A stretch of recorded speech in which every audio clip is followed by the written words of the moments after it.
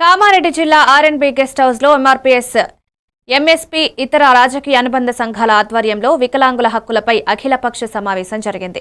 Pension 6,000 రూపాయలకు పెంచుతామని చెప్పిన కాంగ్రెస్ ప్రభుత్వం 18 నెలలు గడిచినా నిబంధన అమలు చేయలేదని నేతలు ఆవేదన వ్యక్తం చేశారు.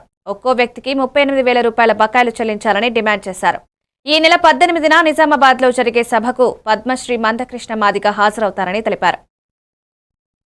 టీఆర్ఎస్ ప్రభుత్వం దిగిపోయే ముందు అన్నగారు చెప్పినట్టు 2,000 ఉన్న పెన్షన్ 4,000 చేశారు.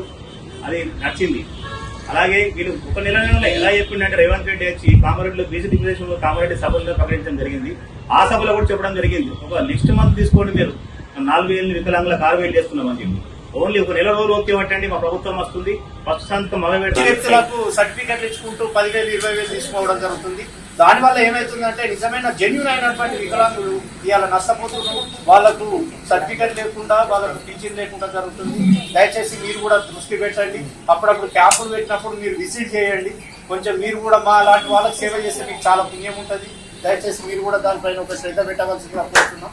అలాగే కామారెడ్డి జిల్లాలో ఈరోజు రౌండ్ టేబుల్ సమావేశం అఖిల పక్షాలతో జరపడం జరిగింది. దీని ముఖ్య ఉద్దేశం ఏంటంటే రేపు 19వ తారీఖున ఉమ్మడి జిల్లా మీటింగ్ కృష్ణమాదిగ గారు వస్తున్నారు. ఉమ్మడి జిల్లా మీటింగ్ పెట్టడం జరిగింది.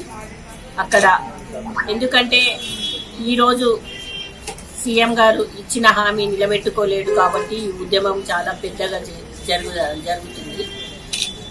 6,000 రూపాయల పెన్షన్ ఇస్తానని చెప్పి హామీ ఇచ్చి ఈ రోజు దాకా ఆ పెన్షన్ గురించి మాట్లాడితే అందరూ హామీ ఇచ్చిన వాళ్ళందరూ చేస్తున్నారా?